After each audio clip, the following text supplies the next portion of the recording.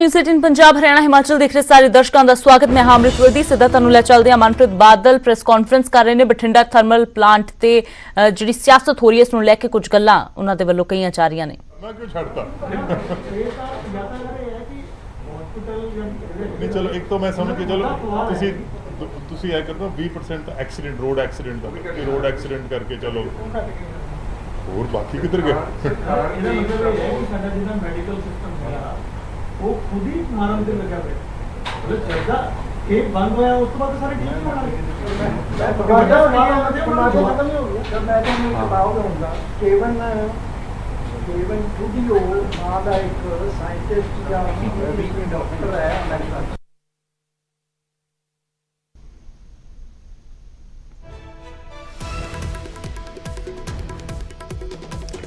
ਤਾਂ ਹੁਣ ਤੋਂ ਕੁਝ ਹੀ ਪਲਾਂ ਦੇ ਵਿੱਚ ਮਨਪ੍ਰੀਤ ਬਾਦਲ ਪ੍ਰੈਸ ਕਾਨਫਰੰਸ ਕਰਨਗੇ। ਥਰਮਲ ਪਲਾਂਟ ਨੂੰ ਲੈ ਕੇ ਦੱਸਦੇ ਕਿ ਬਠਿੰਡਾ ਥਰਮਲ ਪਲਾਂਟ ਨੂੰ ਲੈ ਕੇ ਸਿਆਸਤ ਪੱਖੀ ਹੋਈ ਹੈ। ਵਿਰੋਧੀਆਂ ਦੇ ਵੱਲੋਂ ਸਰਕਾਰ ਤੇ ਨਿਸ਼ਾਨੇ ਸਾਧੇ ਜਾ ਰਹੇ ਨੇ ਕਿ ਪਹਿਲਾਂ ਸਰਕਾਰ ਨੇ ਥਰਮਲ ਪਲਾਂਟ ਬੰਦ ਕੀਤਾ ਤੇ ਹੁਣ ਜ਼ਮੀਨ ਵੇਚ ਦਿੱਤੀ ਹੈ। ਦੱਸਦੇ ਕਿ ਉਸ ਜ਼ਮੀਨ ਤੇ ਹੁਣ ਕਲੋਨੀਆਂ ਬਣਾਉਣ ਦੀ ਤਿਆਰੀ ਦੇ ਵਿੱਚ ਹੈ ਸਰਕਾਰ, ਜਿਸ ਦੇ ਲਈ ਲੋਨ ਦੀ ਵੀ ਮਨਜ਼ੂਰੀ ਦੇ ਦਿੱਤੀ ਗਈ ਹੈ। ਉਸ ਤੋਂ ਬਾਅਦ ਹੁਣ ਵਿਰੋਧੀਆਂ ਦੇ ਵੱਲੋਂ ਸਰਕਾਰ ਨੂੰ ਆਪਣੇ ਨਿਸ਼ਾਨੇ ਤੇ ਲਿਆ ਜਾ ਰਿਹਾ ਕਿ ਪਹਿਲਾਂ ਇੰਨੇ ਲੋਕਾਂ ਦਾ ਰੋਜ਼ਗਾਰ खोया गया, पहला बठिंडा का थर्मल प्लांट बंद किया गया तो हुण उसकी जमीन बेची गई। दसदे कि बठिंडा का गुरु नानक देव थर्मा प्लांट जिसकी जमीन बेचे जाने तो बाद ये पूरा मामला भखिया है। सियासत हुण इस मामले तो शुरू हो गई है। विरोधियों वालों सरकार ते निशाने साधे जा रहे हैं क्योंकि सरकार कलोनियां बनाने की तैयारी दे विच है। तो उसे नूं लैके मनप्रीत बादल हुण तो कुछ ही पलों दे विच मीडिया के मुखातिब होकर सरकार का पक्ष रखणगे। 3 मिनट हो गए 1:05 च कर लांगे क्योंकि हिंदुस्तान का एक दस्तूर है लेट आने का भी हाँ इस मुल्क का हाँ तो अलग-अलग जगह पे लोग किसान को बनते हैं उसको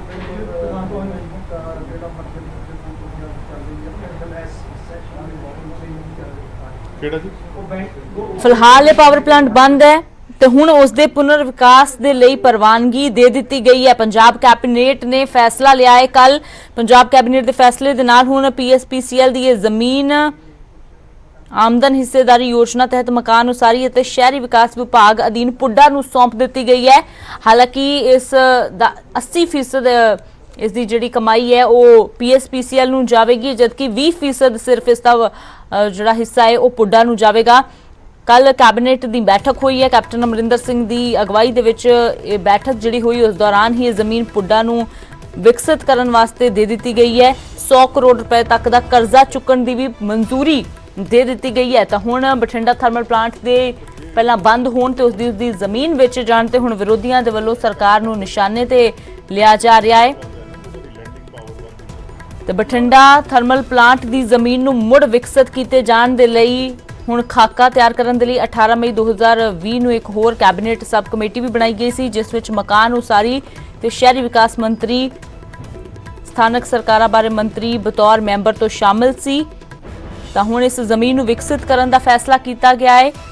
इस लई पुड्डा नूं ये जमीन दे दी गई है। PSPCL नूं इसका 80% हिस्सा जाएगा मुनाफे का, जबकि 20% हिस्सा पुड्डा वालों पुड्डा नूं जाएगा। तो पुड्डा वालों थर्मल पावर प्लांट अधीन जमीन की ਵੱਖ-ਵੱਖ ਹਿੱਸਿਆਂ 'ਚ उत्तम संभावित ਵਰਤੋਂ वास्ते पेशेवर एजेंसियां सलाह खेतर सेवावां हासिल करनगियां। तो हुण सरकार का की रुख है, सरकार ने की सोच के फैसला लिया है क्योंकि कल कैबिनेट की बैठक दे विच ਜਿਹੜਾ ਇਲੈਕਟ੍ਰੋਨਿਕ ਤੇ ਪ੍ਰਿੰਟ ਮੀਡੀਆ ਦੇ ਤੁਸੀਂ ਸਾਰੇ ਪੱਤਰਕਾਰ ਆਏ ਹੋ, ਮੈਂ ਤੁਹਾਡਾ ਇਸ ਗੱਲ ਦਾ ਧੰਨਵਾਦ ਕਰਦਾ ਕਿ ਤੁਸੀਂ ਸਾਰਿਆਂ ਨੇ ਆਪਣੇ ਟਾਈਮ ਚੋਂ ਟਾਈਮ ਕੱਢ ਕੇ ਅੱਜ ਤੁਸੀਂ ਮੇਰੀ ਰਿਹਾਇਸ਼ ਤੇ ਆਏ। ਔਰ ਅੱਜ ਦਾ ਜਿਹੜਾ ਪ੍ਰੈਸ ਕਾਨਫਰੰਸ ਦਾ ਮੌਜੂ ਹੈ ਉਹ ਹੈ ਕਿ ਇੱਕ ਤਾਸੁਰ ਪੈਦਾ ਕੀਤਾ ਜਾ ਰਿਹਾ ਹੈ ਕਿ ਬਠਿੰਡੇ ਦਾ ਜਿਹੜਾ ਪਾਵਰ ਸਟੇਸ਼ਨ ਹੈ ਥਰਮਲ ਪਲਾਂਟ ਹੈ ਉਹਨੂੰ ਸਰਕਾਰ ਨੇ ਕਿਤੇ ਵੇਚਤਾ ਹੈ, ਇਹ ਬੰਦ ਕਰ ਦਿੱਤਾ ਹੈ ਔਰ ਇਹ ਕੋਈ ਲੋਕਾਂ ਦੇ ਜਿਹੜੇ ਹਿੱਤ ਹੈ ਇਹਦੇ ਨਾਲ ਕੋਈ ਪੰਜਾਬ ਸਰਕਾਰ ਧਰੋ ਕਰ ਰਹੀ ਹੈ। ਸੋ ਸਭ ਤੋਂ ਪਹਿਲਾਂ ਤਾਂ ਕਿਉਂਕਿ ਆ कैमरे ਦੀਆਂ ਕਾਲੀਆਂ ਅੱਖਾਂ ਦੇ ਜ਼ਰੀਏ ਮੈਂ ਪੰਜਾਬ ਦੇ ਲੋਕਾਂ ਨੂੰ ਇਸ ਗੱਲ ਦਾ ਵਿਸ਼ਵਾਸ ਭਰੋਸਾ ਇਤਬਾਰ ਯਕੀਨ ਦਿਵਾਉਣਾ ਚਾਹੁੰਦਾ ਹੈ कि जिस वेले सरकार बनती है, मंत्री बनते हैं, मुख मंत्री बनते हैं, तो वो मुल्क प्रति और अपनी कौम प्रति एक वफादारी की हल्फ लेंदे है, परमात्मा दे अगे वफादारी की हल्फ लेंदे कि जो भी फैसले होणगे ये मुल्क ते कौम दे हित च होणगे। सो ये अज की प्रैस कॉन्फ्रेंस का मकसद यही सी कि पहला तो कि बठिंडा जिहड़ा पावर स्टेशन है ये बंद क्यों किया गया, तो हुण जो बंद हो गया है तो अगे इस पावर स्टेशन का असीं की करना है। सो बठिंडा जिहड़ा पावर स्टेशन बंद होया ये तीन पहलू ने, एक तो कमर्शियल है, एक इन्वायरमेंटल है, तो एक एडमिनिस्ट्रेटिव है। कमर्शियल तो यदा यह है कि जिन्हों प्लांट लोड फैक्टर कहते हैं कि ये जिहड़ा बिजली घर है ये एक जे 24 घंटे चलता है तो उन्होंने एक दिन मनते हैं, और बठिंडा स्टेशन दे जिहड़ा प्लांट लोड फैक्टर सीगा ये 7.23 रह गया सी। ਇਹਦਾ मतलब 92% ये बंद रहिंदा सी, इनू चलाउण दी जरूरत नहीं पैंदी सी, पावर सरप्लस हो गई सी। सो प्लांट लोड फैक्टर जे 7.23 होवे तो फिर उन्होंने फिर चलाउण दा या उन्होंने रखण दा ये जिहड़ा कोई एडमिनिस्ट्रेटिव डिसीजन है। दूसरा मैं ये भी कहना चाहांगा कि एक सेंट्रल इलैक्ट्रिसिटी अथॉरिटी है, उहदियां गाइडलाइनस है, और उन्हां गाइडलाइनस के मुताबिक जो भी इंडिया दे विच थर्मल स्टेशन हैगे जिहड़े 25 साल की बुनियाद पूरी कर चुके हैं उन्होंने जे अनइकोनॉमिकल होण तो उन्होंने बंद करना ये गाइडलाइन के हिस्से च आंदा है। और बठिंडे का जिहड़ा स्टेशन सीगा ये 38 तो 43 साल उम्र पूरी कर चुकिया सीगा। तीसरा सीगा कि जिहड़ी इहदी पावर की कॉस्ट सीगी ये बठिंडे दे विच ये 7 रुपए ते 70 पैसे आ रही सी, जिहड़ी कि अज जिहड़ा अज जदों आपां बैठे हैं अज पंजाब ने बिजली खरीदी है 2 रुपए 30 पैसे ते 2 रुपए 70 पैसे ते एक मैरिट ऑर्डर हुंदा, मैरिट ऑर्डर हुंदा कि सब तो सस्ती बिजली कित्थों मिलती है, और उस मैरिट ऑर्डर की तुसी उलंघना नहीं कर सकते।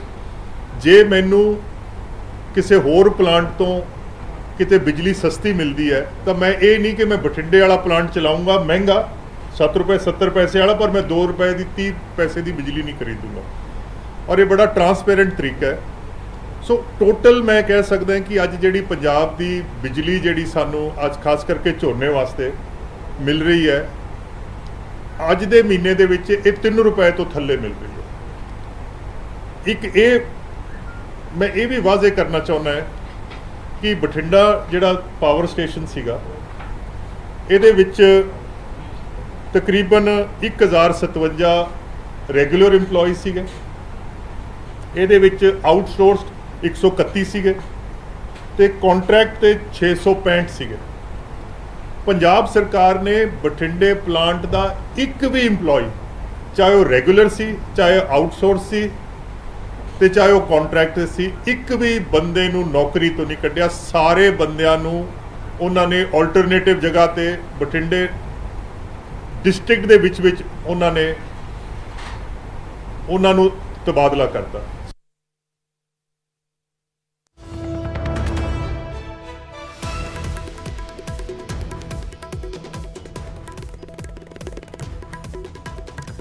मनप्रीत बादल बठिंडा थर्मल प्लांट नूं लैके गलबात कर रहे सी। सियासत जिहड़ी इस ते पक्खी हुई है, विरोधियों के वल्लों कहा जा रहा है कि जमीन बेच दी गई है, तो मनप्रीत बादल ने उस ते स्पष्टीकरण दिता है।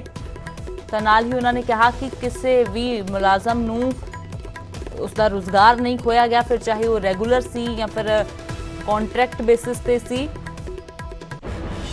तो पंजाब कैबिनेट ने कल फैसला लिया इस जमीन नूं मुड़ विकसित करन दा। पुड्डा नूं ये जमीन सौंप दी गई ताकि सरकार दा अगे दा प्लान है उस बारे मनप्रीत बादल जानकारी साझी कर रहे सी। दस दईए कि पुड्डा दे हवाले जमीन की गई है, इस ते कलोनियां बनाउण दा विचार चल रहा सी, पर इस सब दे विचाले सरकार ते निशाने विरोधियों के वल्लों साधे जा रहे सी। फिर चाहे वो अकाली दल होवे या फिर आम आदमी पार्टी होवे, दोवां दे वल्लों निशाने साधे जा रहे सी। ते हुण उस तो बाद ਮਨਪ੍ਰੀਤ ਬਾਦਲ ਨੇ ਸਰਕਾਰ ਦਾ ਪੱਖ ਸਾਫ਼ ਕੀਤਾ ਹੈ। ਇਸ ਥਰਮਲ ਪਲਾਂਟ ਨੂੰ ਵਿਕਸਿਤ ਕਰਨ ਦੇ ਲਈ 100 ਕਰੋੜ ਤੱਕ ਦਾ ਕਰਜ਼ਾ ਚੁੱਕਣ ਦੀ ਪ੍ਰਵਾਨਗੀ ਵੀ ਦੇ ਦਿੱਤੀ ਗਈ ਹੈ। ਤਾਂ ਮਨਪ੍ਰੀਤ ਬਾਦਲ ਨੇ ਕਿਹਾ ਕਿ ਥਰਮਲ ਪਲਾਂਟ ਕਰਕੇ ਵਾਤਾਵਰਣ ਦੂਸ਼ਿਤ ਹੋ ਰਿਹਾ ਸੀ, ਜਿਸ ਲਈ ਉਸ ਨੂੰ ਬੰਦ ਕੀਤਾ ਗਿਆ, ਪਰ ਕਿਸੇ ਮੁਲਾਜ਼ਮ ਦੀ ਨੌਕਰੀ ਨਹੀਂ ਗਈ, ਸਭ ਨੂੰ ਐਡਜਸਟ ਕੀਤਾ ਗਿਆ ਹੈ। ਫਿਰ ਚਾਹੇ ਉਹ ਕੋਈ ਰੈਗੂਲਰ ਸੀ ਜਾਂ ਕੰਟਰੈਕਟ ਬੇਸਿਸ ਤੇ ਸੀ, ਕਿਸੇ ਦਾ ਵੀ ਕੰਮ ਨਹੀਂ ਖੋਇਆ ਗਿਆ, ਕਿਸੇ ਨੂੰ ਵੀ ਬੇਰੁਜ਼ਗਾਰ ਨਹੀਂ ਕੀਤਾ ਗਿਆ, ਸਭ ਨੂੰ ਐਡਜਸਟ ਕੀਤਾ ਗਿਆ।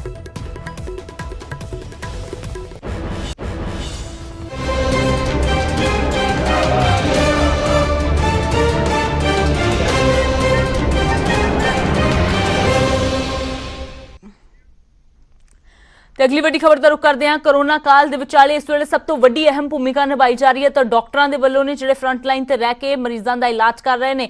ਪਰ ਇਸ ਕੋਰੋਨਾ ਸੰਕਟ ਦੇ ਵਿਚਾਲੇ ਹੁਣ ਅੱਜ ਡਾਕਟਰਾਂ ਨੇ ਪੰਜਾਬ ਦੇ ਵਿੱਚ ਹੜਤਾਲ ਕਰ ਦਿੱਤੀ ਹੈ। ਪੰਜਾਬ 'ਚ ਅੱਜ ਸਾਰੇ ਨਿੱਜੀ ਹਸਪਤਾਲ ਬੰਦ ਨੇ। ਕਲੀਨਿਕਲ ਐਸਟੈਬਲਿਸ਼ਮੈਂਟ ਐਕਟ CEA ਦਾ ਵਿਰੋਧ ਇਹਨਾਂ ਡਾਕਟਰਾਂ ਦੇ ਵੱਲੋਂ ਕੀਤਾ ਜਾ ਰਿਹਾ ਹੈ। ਇਸ ਲਈ ਇੰਡੀਅਨ ਮੈਡੀਕਲ ਐਸੋਸੀਏਸ਼ਨ ਦੇ ਸੱਦੇ ਤੇ ਕਰੀਬ 10,000 ਡਾਕਟਰ ਹੜਤਾਲ ਤੇ ਨੇ। ਨਿੱਜੀ ਡਾਕਟਰ ਆਪਣਾ ਰੋਸ ਜ਼ਾਹਿਰ ਕਰ ਰਹੇ ਨੇ, ਇੱਥੋਂ ਤੱਕ ਕਿ ਐਮਰਜੈਂਸੀ ਦੇ ਵਿੱਚ ਵੀ ਉਹ ਸੇਵਾਵਾਂ ਨਹੀਂ ਦੇ ਰਹੇ। ਡਾਕਟਰਾਂ ਦਾ ਕਹਿਣਾ ਹੈ ਕਿ ਇਹ ਐਕਟ ਐਂਟੀ ਡਾਕਟਰਸ ਹੈ, ਉਹ ਉਹਨਾਂ ਦੇ ਵਿਰੋਧ ਦੇ ਵਿੱਚ ਹੈ, ਉਹਨਾਂ ਦੇ ਖਿਲਾਫ ਹੈ, ਇਸ ਲਈ ਉਹ ਇਸ ਦਾ ਵਿਰੋਧ ਕਰਦੇ ਨੇ। ਉਹਨਾਂ ਕਿਹਾ ਕਿ ਸਰਕਾਰ ਧੱਕੇਸ਼ਾਹੀ ਕਰ ਰਹੀ ਹੈ। ਸਰਕਾਰ ਬਜਾਏ ਆਪਣੇ ਸਰਕਾਰੀ ਹਸਪਤਾਲਾਂ ਦੇ ਹਾਲਾਤ ਸੁਧਾਰਨ ਦੇ, ਪ੍ਰਾਈਵੇਟ ਹਸਪਤਾਲਾਂ ਦੇ ਵਿੱਚ ਹੁਣ ਜਾਣਬੁੱਝ ਕੇ ਦਖਲਅੰਦਾਜ਼ੀ ਕਰਨ ਦੀ ਕੋਸ਼ਿਸ਼ ਕਰ ਰਹੀ ਹੈ। ਤਾਂ ਇਸ ਕੋਰੋਨਾ ਕਾਲ ਦੇ ਵਿਚਾਲੇ ਹੁਣ ਪੰਜਾਬ ਦੇ ਵਿੱਚ ਅੱਜ ਡਾਕਟਰਾਂ ਦੀ ਹੜਤਾਲ ਹੈ, ਕਿਉਂਕਿ ਡਾਕਟਰਾਂ ਦਾ ਕਹਿਣਾ ਹੈ ਕਿ ਸਾਡੇ ਨਾਲ ਧੱਕਾ ਕੀਤਾ ਜਾ ਰਿਹਾ ਹੈ।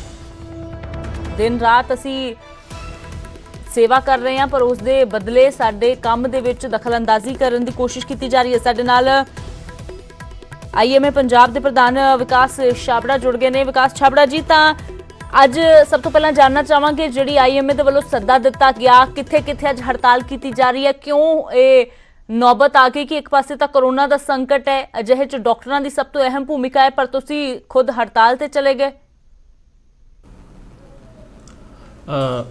नमस्कार जी, मैं ਤੁਹਾਨੂੰ थोड़ा करेक्ट करना चाहूँगा कि मैं IMA ਦਾ स्टेट ਦਾ ਪ੍ਰਧਾਨ ਨਹੀਂ, ਰਾਦਰ ਉਪ ਪ੍ਰਧਾਨ ਹਾਂ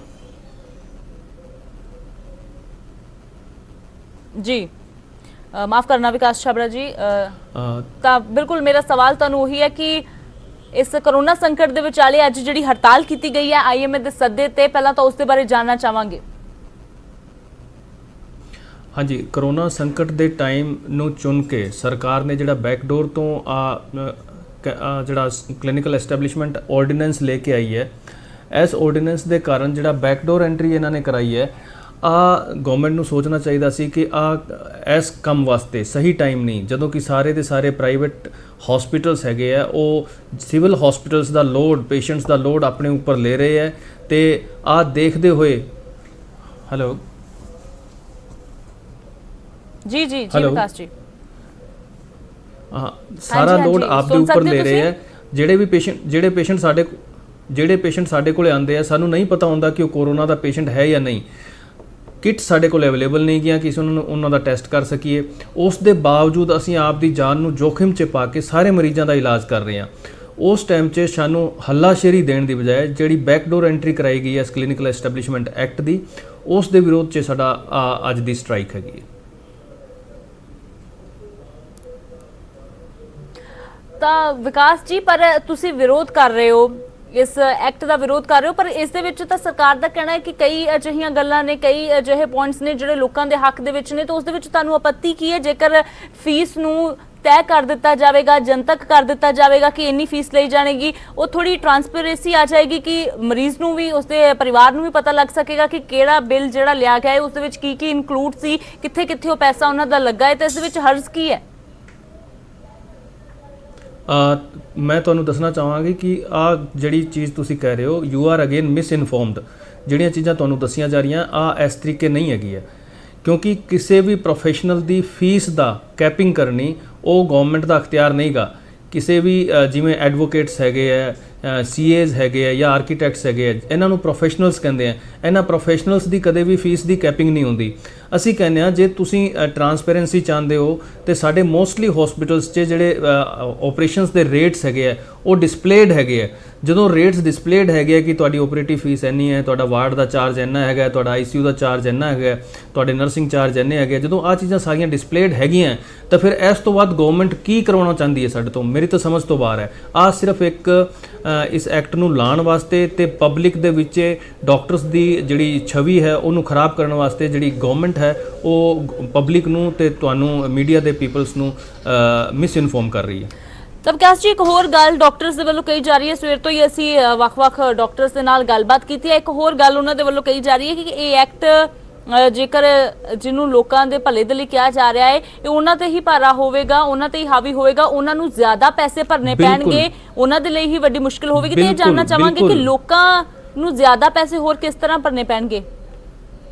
ਹਾਂਜੀ ਮੈਂ ਤੁਹਾਨੂੰ ਆਹੀ ਦੱਸਣਾ ਚਾਹਨਾ ਕਿ ਆ ਅਗੇਨ ਸਰਕਾਰ ਮਿਸ ਇਨਫੋਰਮ ਕਰ ਰਹੀ ਹੈ ਤੁਹਾਨੂੰ ਕਿ ਇਹਦੇ 'ਚ ਲੋਕਾਂ ਦਾ ਭਲਾ ਹੋਊਗਾ ਇਹਦੇ 'ਚ, ਕਿਉਂਕਿ ਆ ਜਿਹੜਾ ਐਕਟ ਹੈਗਾ ਆ ਕੇਵਲ ਡਾਕਟਰ ਵਿਰੋਧੀ ਨਹੀਂਗਾ, ਆ ਜਨਰਲ ਪਬਲਿਕ ਦਾ, ਜਨਤਾ ਦਾ ਵੀ ਵਿਰੋਧੀ ਹੈ। ਹੁਣ ਮੈਂ ਤੁਹਾਨੂੰ ਆ ਚੀਜ਼ ਐਕਸਪਲੇਨ ਕਰਨਾ। ਤੁਸੀਂ ਜਾਣਦੇ ਹੋ ਕਿ ਆਪਣੇ ਗਵਰਨਮੈਂਟ ਹਸਪੀਟਲਸ ਦੀ ਹਾਲਤ ਕੀ ਹੈ। ਉੱਥੇ ਡਾਕਟਰਸ ਅਵੇਲੇਬਲ ਨਹੀਂਗੇ, ਉੱਥੇ nursing staff, paramedical staff available ਨਹੀਂਗਾ, ਉੱਥੇ ਇੰਸਟਰੂਮੈਂਟ ਇਕਵਿਪਮੈਂਟਸ ਅਵੇਲੇਬਲ ਨਹੀਂਗੇ, ਉੱਥੇ ਇਨਫਰਾਸਟ੍ਰਕਚਰ ਸਹੀ ਨਹੀਂਗਾ। ਜਿਹੜੀ ਪਬਲਿਕ ਹੈ ਉੱਥੇ ਉਹ ਜਾਣਾ ਹੀ ਨਹੀਂ ਚਾਹੁੰਦੀ। ਜਿਹੜੀ ਪਬਲਿਕ ਹੈ 75 to 85% ਜਿਹੜੇ ਪਬਲਿਕ ਹੈਗੀ ਹੈ, ਜਿਹੜੇ ਪੇਸ਼ੈਂਟਸ ਹੈਗੇ ਆ ਉਹ ਛੋਟੇ ਤੇ ਵਿਚਕਾਰਲੇ ਜਿਹੜੇ ਹਸਪੀਟਲਸ ਹੈ ਉਹਨਾਂ ਤੋਂ ਆਪਣੀਆਂ ਸੇਵਾਵਾਂ ਲੈਂਦੀਆਂ, ਕਿਉਂਕਿ ਅਸੀਂ ਉਹਨਾਂ ਨੂੰ ਬਿਲਕੁਲ ਅਫੋਰਡੇਬਲ ਰੇਟਸ ਤੇ ਜਿਹੜੀਆਂ ਹੈ ਟ੍ਰੀਟਮੈਂਟ ਦੀਆਂ ਸੇਵਾਵਾਂ ਦਿੰਦੇ ਆ। ਇਸ ਵਾਸਤੇ ਉਹਨਾਂ ਦਾ ਸਾਡੇ ਤੇ ਫੇਥ ਹੈਗਾ। ਹੁਣ ਜਿਹੜੀ ਸਰਕਾਰ ਆ ਇਸ ਤਰੀਕੇ ਦੇ ਨਿਯਮ ਲਿਆ ਰਹੀ ਹੈ, ਜਿਹੜੇ ਪ੍ਰਪੋਜ਼ਲ ਸਰਕਾਰ ਦੇ ਹੈਗੇ ਆ, ਜੇ ਉਹਨਾਂ ਪ੍ਰਪੋਜ਼ਲਸ ਦੀ ਆਪਾਂ ਗੱਲ ਕਰੀਏ ਤਾਂ ਆ ਜਿਹੜੇ ਛੋਟੇ 75 to 80% ਸਰਵਿਸਿਜ਼ ਦੇਣ ਵਾਲੇ ਹਸਪੀਟਲ ਹੈ ਉਹਨਾਂ ਨਿਯਮਾਂ ਕਰਕੇ ਲਗਭਗ 90% ਆ ਛੋਟੇ ਹਸਪੀਟਲ ਬੰਦ ਹੋ ਜਾਣਗੇ। ਕਾਂਗਰਸ ਪਾਰਟੀ ਨੇ ਆਪਣੇ ਜਿਹੜਾ ਇਲੈਕਸ਼ਨ ਤੋਂ ਪਹਿਲਾਂ ਦਾ ਮੈਨੀਫੈਸਟੋ ਸੀਗਾ ਉਹਦੇ 'ਚ ਇਹਨਾਂ ਨੇ ਕਿਹਾ ਸੀਗਾ ਕਿ ਜਿਹੜੇ ਹਸਪੀਟਲਸ ਹੈ ਉਹਨਾਂ ਨੂੰ as and where in basis ਤੇ ਅਸੀਂ ਰੈਗੂਲਰਾਈਜ਼ ਕਰਾਂਗੇ, ਉਸ ਤੋਂ ਬਾਅਦ ਕਲੀਨਿਕਲ ਐਸਟੈਬਲਿਸ਼ਮੈਂਟ ਐਕਟ ਦੀ ਗੱਲ ਕਰਾਂਗੇ, ਲੇਕਿਨ ਉਹ ਉਹਨਾਂ ਨੇ ਆਪਦਾ ਵਾਅਦਾ ਪੂਰਾ ਨਹੀਂ ਕੀਤਾ। ਜਿਹੜੇ ਮੈਂ ਕਹਿ ਰਿਹਾ ਕਿ ਆ ਜਿਹੜੇ ਛੋਟੇ ਹਸਪੀਟਲ ਬੰਦ ਹੋ ਜਾਣਗੇ, ਜਿਹੜੇ ਕੋਈ 10-15% ਛੋਟੇ ਹਸਪੀਟਲ ਚੱਲਦੇ ਰਹਿ ਜਾਣਗੇ, ਉਹਨਾਂ ਦੇ ਰੈਕਰਿੰਗ ਕੋਸਟ ਮਤਲਬ ਉਹਨਾਂ ਦਾ ਹਸਪੀਟਲ ਚਲਾਉਣ ਦਾ ਖਰਚਾ ਇੰਨਾ ਵੱਧ ਜਾਊਗਾ ਇਨਫਰਾਸਟ੍ਰਕਚਰ ਰਾਹੀਂ, ਸਟਾਫ ਰਾਹੀਂ, ਕਿ ਉਹ ਲਗਭਗ 4 ਤੋਂ 5 ਗੁਣਾ ਹੋ ਜਾਊਗਾ। ਜੇ ਹਸਪੀਟਲ ਦਾ ਖਰਚਾ 4 ਤੋਂ 5 ਗੁਣਾ ਹੋ ਜਾਊਗਾ ਤਾਂ ਅਲਟੀਮੇਟਲੀ ਉਹ ਖਰਚਾ ਕਿਹਨੂੰ ਬੀਅਰ ਕਰਨਾ ਪੈਣਾ? ਉਹ ਖਰਚਾ ਅਲਟੀਮੇਟਲੀ ਪੇਸ਼ੈਂਟ ਤੇ ਪੈਣਾ ਹੈ। ਤੇ ਜਿਹੜਾ ਇਲਾਜ ਮੰਨ ਲਓ ਅੱਜ 100 ਰੁਪਏ 'ਚ ਹੋ ਰਿਹਾ ਉਹ ਪੇਸ਼ੈਂਟ ਦਾ ਇਲਾਜ ਕੱਲ 500 ਰੁਪਏ 'ਚ ਹੋਊਗਾ। ਜਿਹੜੇ ਆਪਰੇਸ਼ਨ ਅੱਜ ਕੱਲ 20-25 ਹਜ਼ਾਰ 'ਚ ਹੋ ਰਹੇ ਆ ਉਹ ਪੇਸ਼ੈਂਟ ਦੇ ਆਪਰੇਸ਼ਨਸ ਕੱਲ ਨੂੰ 80-90 ਹਜ਼ਾਰ ਲੱਖ ਰੁਪਏ ਤੱਕ ਹੋਣਗੇ। ਤੇ ਅਲਟੀਮੇਟਲੀ ਆ ਪੇਸ਼ੈਂਟ ਤੇ ਹੀ ਲੋਡ ਪਊਗਾ, ਜਨਤਾ ਤੇ ਹੀ ਲੋਡ ਪਊਗਾ।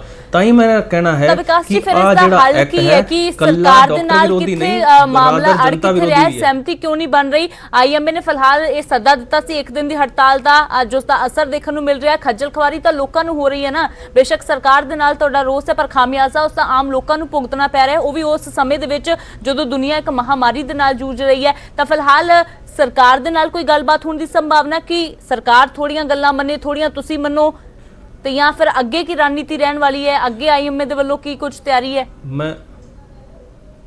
ਮੈਂ ਤੁਹਾਨੂੰ ਤੁਹਾਡੀ ਗੱਲ ਤੋਂ ਬਿਲਕੁਲ ਸਹਿਮਤ ਹਾਂ। ਲੋਕਾਂ ਨੂੰ ਖੱਜਲ ਖੁਆਰੀ ਹੋ ਰਹੀ ਹੈ, ਪਰ ਅਸੀਂ ਤੁਹਾਨੂੰ ਦੱਸੀਏ ਅਸੀਂ ਲਗਭਗ ਪਿਛਲੇ 1 ਮਹੀਨੇ 'ਚ ਘੱਟ ਤੋਂ ਘੱਟ 12 ਤੋਂ 15 ਵਾਰੀ ਅਲੱਗ-ਅਲੱਗ ਲੋਕਾਂ ਨੂੰ, ਸਰਕਾਰ ਦੇ ਸਾਰੇ ਨੁਮਾਇੰਦਿਆਂ ਨੂੰ, ਮਿਨਿਸਟਰਸ ਨੂੰ ਮਿਲ ਚੁੱਕੇ ਹਾਂ।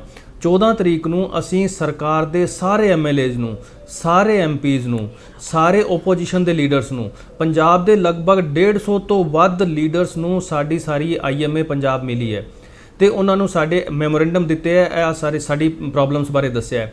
16 ਤਰੀਕ ਨੂੰ ਫਿਰ ਅਸੀਂ ਵੱਖ-ਵੱਖ ਡੀਸੀਜ਼ ਨੂੰ, ਏਡੀਸੀਜ਼ ਨੂੰ, ਐਸਡੀਐਮਸ ਨੂੰ ਮਿਲੇ ਹਾਂ, ਉਹਨਾਂ ਨੂੰ ਸਾਰੀਆਂ ਚੀਜ਼ਾਂ ਅਪਰਾਈਜ਼ ਕੀਤੀਆਂ। ਅਸੀਂ ਸੋਸ਼ਲ ਮੀਡੀਆ ਦੇ ਰਾਹੀਂ, ਪੇਪਰ ਦੇ ਰਾਹੀਂ ਅਸੀਂ ਲੋਕਾਂ ਨੂੰ ਦੱਸ ਰਹੇ ਹਾਂ ਕਿ ਅਸੀਂ ਜੇ ਸਾਡੀ ਸਰਕਾਰ ਮੰਗਾਂ ਨਹੀਂ ਮੰਨਦੀ ਤਾਂ ਅਸੀਂ 23 ਤਰੀਕ ਨੂੰ ਹੜਤਾਲ ਤੇ ਜਾਵਾਂਗੇ। ਤੇ ਇਸ ਵਾਸਤੇ ਅਸੀਂ ਲੋਕਾਂ ਤੋਂ ਮਾਫੀ ਵੀ ਮੰਗੀ ਹੈ, ਪਰ ਮੈਂ ਤੁਹਾਨੂੰ ਕਹਿਣਾ ਚਾਹਨਾ ਹਾਂ ਕਿ ਲੋਕਾਂ ਨੂੰ ਸਾਡਾ ਸਾਥ ਦੇਣਾ ਚਾਹੀਦਾ ਹੈ, ਕਿਉਂਕਿ ਅਸੀਂ ਜਿਹੜੀ ਫਾਈਟ ਕਰ ਰਹੇ ਹਾਂ ਆ ਛੋਟੇ ਹਸਪੀਟਲਸ ਨੂੰ ਬਚਾਉਣ ਦੀ ਫਾਈਟ ਹੈਗੀ ਹੈ, ਕਿਉਂਕਿ ਆ ਛੋਟੇ ਹਸਪੀਟਲ ਹੈਗੇ ਆ ਪਬਲਿਕ ਫਰੈਂਡਲੀ ਹੈਗੇ ਆ।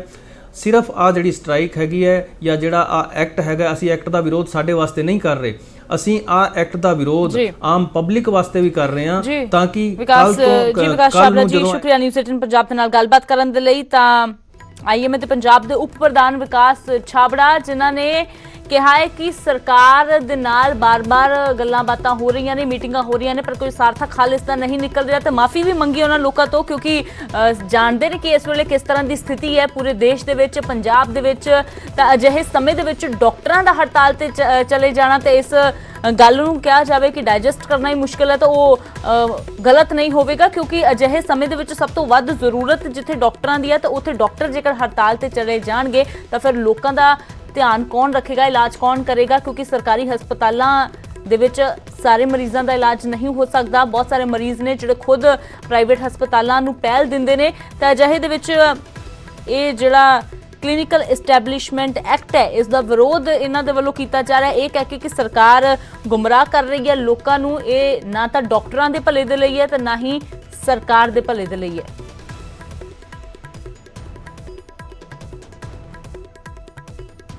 ਤਾਂ ਵੱਖ-ਵੱਖ ਸ਼ਹਿਰਾਂ ਦੇ ਵਿੱਚ ਡਾਕਟਰਾਂ ਦੀ ਹੜਤਾਲ ਦੇਖਣ ਨੂੰ ਮਿਲ ਰਹੀ ਹੈ। ਡਾਕਟਰ ਸੇਵਾਵਾਂ ਨਹੀਂ ਦੇ ਰਹੇ। ਵੱਖ-ਵੱਖ ਸ਼ਹਿਰਾਂ ਦੇ ਵਿੱਚ ਕਿਸ ਤਰ੍ਹਾਂ ਦਾ ਹਾਲਾਤ ਹੈ ਸਵੇਰ ਤੋਂ ਆਪਣੇ ਦਰਸ਼ਕਾਂ ਨੂੰ ਦਿਖਾ ਰਹੇ ਹਾਂ। ਬਰਨਾਲਾ ਦੇ ਵਿੱਚ ਕਿੰਨਾ ਕੁ ਹੁੰਗਾਰਾ ਹੈ, ਕਿੰਨਾ ਕੁ ਅਸਰ ਹੈ ਇਸ ਹੜਤਾਲ ਦਾ, ਆਓ ਦੇਖਦੇ ਹਾਂ। महामारी जिथे पूरे पंजाब भर में जारी है, उत्थे गल करिए अज हैल्थ सेवावां अज पूरे पंजाब भर में बंद रहणगीਆਂ। प्राइवेट हॉस्पिटल प्राइवेट डॉक्टरां ਵੱਲੋਂ अज बंद ਦਾ ऐलान किया गया। दिखावांगे अज बरनाला विच असीं प्राइवेट जिन्ने बरनाले दे पंजाब भर में ने हॉस्पिटल ने सारे अज बंद रखे गए ने।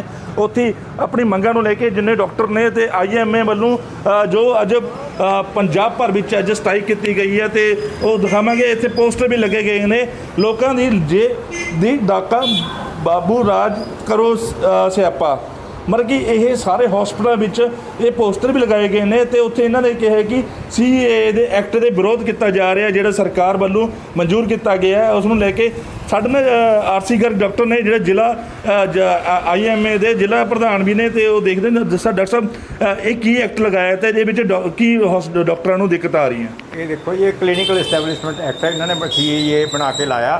ये बिना असैंबली पास किए ऑर्ਡੀਨੈਂਸ ਦੇ ਦਾਇਰੇ ਜਾकर 1 ਜੁਲਾਈ ਤੋਂ ਲਾਗੂ ਕਰਨ ਜਾ ਰਹੇ ਨੇ। IMA ਨਾਲ ਕਈ ਵਾਰ ਮੀਟਿੰਗਾਂ ਹੋਈਆਂ, ਸਾਨੂੰ ਭਰੋਸਾ ਦਵਾਇਆ ਵੀ ਐਕਟ ਨਹੀਂ ਲਾਵਾਂਗੇ। ਇਸ ਐਕਟ ਦਾ ਨੁਕਸਾਨ ਹੀ ਨੁਕਸਾਨ ਹੈ, ਫਾਇਦਾ ਕੋਈ ਹੈ ਨਹੀਂ। ਇਸ ਐਕਟ ਵਿੱਚ ਕੀ ਕਿੰਨਾ ਕੁ ਫਰਕ ਪਊਗਾ ਵੱਡੇ ਹਸਪੀਟਲਾਂ ਨੂੰ ਤੇ ਛੋਟੇ ਡਾਕਟਰ ਹਸਪੀਟਲ ਨੂੰ? ਇਹਨਾਂ ਨੇ ਫਿਲਹਾਲ ਤਾਂ 50 ਬੈੱਡ ਤੋਂ ਉੱਪਰ ਦੇ ਹਸਪਤਾਲਾਂ ਨੂੰ ਸ਼ੁਰੂ ਕੀਤਾ, ਪਰ ਹੌਲੀ ਹੌਲੀ ਉਂਗਲ ਫੜ ਕੇ ਮੋਢਾ ਫੜਨਗੇ। ਇਹ ਹਰੇਕ ਨੂੰ ਕਵਰ ਕਰਨਗੇ। ਉਹਦੇ ਨਾਲ ਇਹ ਹੈ ਵੀ ਉਹਦਾ ਇਨਫਰਾਸਟ੍ਰਕਚਰ ਤੇ ਉਹਦੇ ਵਿੱਚ ਜਿਹੜੀ ਬਿੱਲ ਦੇ ਵਿੱਚ ਐਕਟ ਦੇ ਹੈਗੇ ਆ ਉਹ ਬੜੇ ਮਹਿੰਗੇ ਨੇ। ਉਹ ਸਾਨੂੰ ਇਨਫਰਾਸਟ੍ਰਕਚਰ ਦੇ ਜਿਹੜੀ ਹੈਗੀ ਆ ਕੋਸਟ ਬਹੁਤ ਵੱਧ ਜੂਗੀ। ਜਿਹੜੀ ਕੋਸਟ ਸਾਡੇ ਤੇ ਪਊਗੀ ਉਹਨੂੰ ਇਨਫਰਾਸਟ੍ਰਕਚਰ ਨੂੰ ਪੂਰਾ ਕਰਨ ਵਾਸਤੇ ਉਹ ਮਰੀਜ਼ਾਂ ਤੇ ਪਊਗੀ। ਇਸ ਕਰਕੇ ਇਲਾਜ ਮਹਿੰਗਾ ਹੋ ਜਾਊਗਾ, ਲੋਕ ਬੇਹਾਲ ਹੋ ਜਾਣਗੇ। ਇਸ ਤੇ ਆਮ ਜਨਤਾ ਤੇ ਜ਼ਿਆਦਾ ਅਸਰ ਪਊਗਾ। ਆਮ ਜਨਤਾ ਤੇ ਬਹੁਤ ਜ਼ਿਆਦਾ ਅਸਰ ਪਊਗਾ। ਉਹ ਜਿਹੜਾ ਅਸੀਂ ਆਪਦੇ ਹਸਪਤਾਲਾਂ ਨੂੰ ਇੰਪਰੂਵ ਕਰਨ ਵਾਸਤੇ ਜਿਵੇਂ ਐਕਟ ਕਹਿੰਦੇ ਨੇ ਕਿ ਪੈਸੇ ਲਾਵਾਂਗੇ ਤਾਂ ਉਹ ਮਰੀਜ਼ਾਂ 'ਤੇ ਹੀ ਪੈਣਗੇ। ਇਸ ਕਰਕੇ ਜਿਹੜਾ ਟ੍ਰੀਟਮੈਂਟ 100 ਰੁਪਏ ਜਾਊਗਾ 1000 ਰੁਪਏ ਹੋਣ ਲੱਗ ਜਾਊਗਾ। ਇਹ ਗੌਰਮੈਂਟ ਨੇ ਸਿਰਫ ਆਪਦੀ ਸਕਿਨ ਸ਼ੇਪ ਕਰਨ ਵਾਸਤੇ ਲਾਇਆ ਕਿ ਆਪਦੇ ਗੌਰਮੈਂਟ ਹਸਪਤਾਲਾਂ ਨੂੰ ਤਾਂ ਇੰਪਰੂਵ ਕਰ ਨਹੀਂ ਸਕਦੇ। ਇਸ ਕਰਕੇ ਇਹ ਕਿਉਂਕਿ ਅਸੀਂ 75% ਜਿਹੜਾ ਟ੍ਰੀਟਮੈਂਟ ਆ ਪ੍ਰਾਈਵੇਟ ਹਸਪੀਟਲ ਪ੍ਰੋਵਾਈਡ ਕਰਦੇ ਨੇ, 25% ਗੌਰਮੈਂਟ ਪ੍ਰੋਵਾਈਡ ਕਰਦੀ ਆ। ਆਪਦੇ ਹਸਪਤਾਲਾਂ ਨੂੰ ਇੰਪਰੂਵ ਕਰਨ ਦੀ ਵਜ੍ਹਾ ਇਹਨਾਂ ਨੇ ਸਾਡੇ ਉੱਤੇ ਇਹ ਬੋਝ ਪਾਤਾ। ਜੇ ਗੱਲ ਕਰੀਏ ਅੱਜ ਪੂਰੇ ਪੰਜਾਬ ਭਰ ਵਿੱਚ ਬਰਨਾਲਾ ਵਿੱਚ ਪੂਰੇ ਮੁਕੰਮਲ ਤੌਰ ਤੇ ਪ੍ਰਾਈਵੇਟ ਹਸਪੀਟਲ ਬੰਦ ਨੇ। ਹਾਂ, ਕੰਪਲੀਟ ਇੱਕੋ ਇੱਕ ਡਾਕਟਰ ਸਾਡੇ ਨਾਲ ਸਹਿਮਤ ਆ। ਜੇ ਇਸ ਨੂੰ ਇਹ ਐਕਟ ਦਾ ਵਿਰੋਧ ਕਰਦੀ ਹੈ ਤਾਂ ਪੂਰੇ ਹਸਪਤਾਲ ਬੰਦ ਰਹਿਣ। ਐਮਰਜੈਂਸੀ ਸੇਵਾਵਾਂ ਦੀ ਗੱਲ ਕਰੀਏ, ਐਮਰਜੈਂਸੀ ਪੇਸ਼ੈਂਟ ਕਿੱਥੇ ਜਾ ਸਕਦੇ ਹਨ? ਐਮਰਜੈਂਸੀ ਸਿਵਲ ਹਸਪਤਾਲ ਜਾ ਸਕਦੇ ਆ, ਅਸੀਂ ਕਿਸੇ ਨੂੰ ਅਟੈਂਡ ਨਹੀਂ ਕਰਾਂਗੇ। ਜਿੱਥੇ ਅੱਜ ਪੂਰੇ ਪੰਜਾਬ ਭਰ ਵਿੱਚ IMA ਵੱਲੋਂ ਅੱਜ ਸਟ੍ਰਾਈਕ ਕੀਤੀ ਗਈ ਹੈ, ਉਹਨਾਂ ਨੇ ਕਹਿਣਾ ਜਿਹੜਾ ਪੰਜਾਬ ਸਰਕਾਰ ਵੱਲੋਂ CAA ਦਾ ਐਕਟ ਲਗਾਇਆ ਗਿਆ ਉਸ ਦੇ ਵਿਰੋਧ ਵਿੱਚ ਅੱਜ ਪੂਰੇ ਪੰਜਾਬ ਭਰ ਵੱਲੋਂ ਜਿੱਥੇ ਹਸਪੀਟਲ ਪ੍ਰਾਈਵੇਟ ਹਸਪੀਟਲ ਬੰਦ ਨੇ ਉੱਥੇ ਸੇਵਾਵਾਂ ਓਨਲੀ ਸਰਕਾਰੀ ਹਸਪਤਾਲ ਦੀ ਐਮਰਜੈਂਸੀ ਖੁੱਲ੍ਹੀਆਂ ਨੇ। ਇਹਨਾਂ ਦਾ ਇਹ ਕਹਿਣਾ ਸਰਕਾਰ ਵੱਲੋਂ ਜੋ ਐਕਟ ਲਗਾਇਆ ਗਿਆ ਉਸ ਦਾ ਭਾਰ ਸਾਰੇ ਆਮ ਜਨਤਾ ਤੇ ਪਊਗਾ। ਜਦ ਸਰਕਾਰ ਨੇ ਇਹ ਐਕਟ ਨਾ ਖਤਮ ਕੀਤਾ ਤੇ ਇਸ ਦਾ ਵਿਰੋਧ ਹੋਰ ਵੀ ਜਤਾਇਆ ਜਾਊਗਾ। ਬਰਨਾਲਾ ਤੋਂ ਆਸ਼ੀਸ਼ ਸ਼ਰਮਾ, ਨਿਊਜ਼ 18 ਪੰਜਾਬ। ਉਧਰ ਲੁਧਿਆਣਾ ਦੇ ਵਿੱਚ ਡਾਕਟਰਾਂ ਦਾ ਗੁੱਸਾ 7ਵੇਂ ਅਸਮਾਨ ਤੇ ਦੇਖਣ ਨੂੰ ਮਿਲਿਆ। DMC ਦੀ OPD ਬੰਦ ਕਰਵਾਉਣ ਦੇ ਲਈ ਪਹੁੰਚੇ IMA ਦੇ ਮੈਂਬਰ। ਹਸਪਤਾਲ ਦੇ ਬਾਹਰ ਮਾਹੌਲ ਤਣਾਅਪੂਰਨ ਬਣ ਗਿਆ। ਡਾਕਟਰਾਂ ਨੇ DMC ਮੈਨੇਜਮੈਂਟ ਦੇ ਖਿਲਾਫ ਨਾਅਰੇਬਾਜ਼ੀ ਵੀ ਕੀਤੀ। ਦੱਸਦੇ ਕਿ ਬੇਸ਼ੱਕ ਅੱਜ ਨਿੱਜੀ ਹਸਪਤਾਲਾਂ ਦੇ ਡਾਕਟਰਾਂ ਵੱਲੋਂ ਹੜਤਾਲ ਕੀਤੀ ਗਈ ਹੈ, ਕਿਸੇ ਤਰ੍ਹਾਂ ਦੀਆਂ ਸੇਵਾਵਾਂ ਨਹੀਂ ਦਿੱਤੀਆਂ ਜਾ ਰਹੀਆਂ। ਉੱਥੇ ਹੀ DMC ਦੇ ਵੱਲੋਂ ਐਮਰਜੈਂਸੀ ਸੇਵਾਵਾਂ ਦਿੱਤੀਆਂ ਜਾ ਰਹੀਆਂ ਸੀ। OPD ਉਹਨਾਂ ਦੇ ਵੱਲੋਂ ਚਲਾਈ ਜਾ ਰਹੀ ਸੀ ਤੇ ਇਹੀ ਗੱਲ ਪਤਾ ਲੱਗਣ ਤੇ DMC ਦੀ OPD ਬੰਦ ਕਰਵਾਉਣ ਦੇ ਲਈ ਪਹੁੰਚੇ ਇੰਡੀਅਨ ਮੈਡੀਕਲ ਐਸੋਸੀਏਸ਼ਨ ਦੇ ਮੈਂਬਰ, ਜਿਨ੍ਹਾਂ ਦੇ ਵੱਲੋਂ ਇਹ ਸੱਦਾ ਦਿੱਤਾ ਗਿਆ ਸੀ। ਤੇ ਜਦੋਂ ਹਸਪਤਾਲ ਦੇ ਬਾਹਰ ਪਹੁੰਚੇ ਤਾਂ ਮਾਹੌਲ ਇੱਥੇ ਤਣਾਅਪੂਰਨ ਹੋ ਗਿਆ। ਡਾਕਟਰਾਂ ਨੇ DMC ਮੈਨੇਜਮੈਂਟ ਦੇ ਖਿਲਾਫ ਨਾਅਰੇਬਾਜ਼ੀ ਵੀ ਕੀਤੀ। ਹੱਥਾਂ ਦੇ ਵਿੱਚ ਤਖਤੀਆਂ ਫੜੀਆਂ ਹੋਈਆਂ ਨੇ ਜਿਸ ਦੇ ਵਿੱਚ ਇਸ ਐਕਟ ਨੂੰ ਲਿਖਿਆ ਗਿਆ ਹੈ ਕਿ ਇਹ ਡਾਕਟਰ ਵਿਰੋਧੀ ਹੈ, ਲੋਕਾਂ ਦਾ ਵਿਰੋਧੀ ਹੈ। ਇਸ ਦੇ ਨਾਲ ਲੋਕ ਹੋਰ ਵੀ ਜ਼ਿਆਦਾ ਪਰੇਸ਼ਾਨ ਹੋਣਗੇ। ਤਾਂ ਡੀਐਮਸੀ ਦੇ ਮੈਨੇਜਮੈਂਟ ਦੇ ਖਿਲਾਫ ਵੀ ਨਾਅਰੇਬਾਜ਼ੀ ਕੀਤੀ ਗਈ।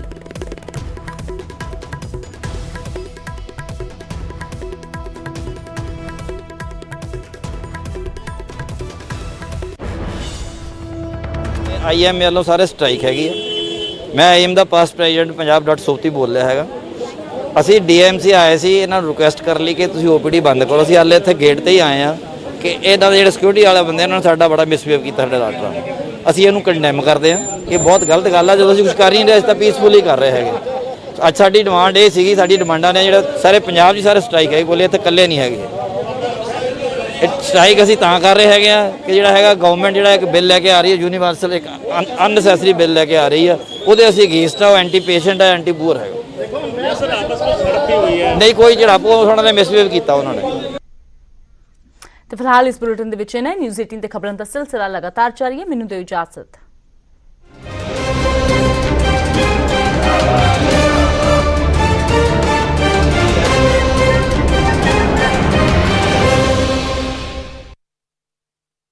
इस न्यूज़ हेडलाइंस के